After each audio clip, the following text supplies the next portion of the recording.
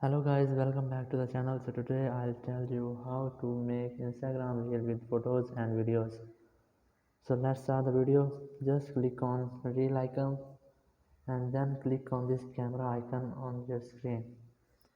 Now you have to select an image or video, then click on edit video. Here you can edit this video. Now I have to scroll it as small as I want. So now click on this add video or image. Click on this and here you can add any video or image. For the video you can select multiples in a time. So I have selected, then click on next, and then you can add music on this video. Now click on next and then click on next. Just share.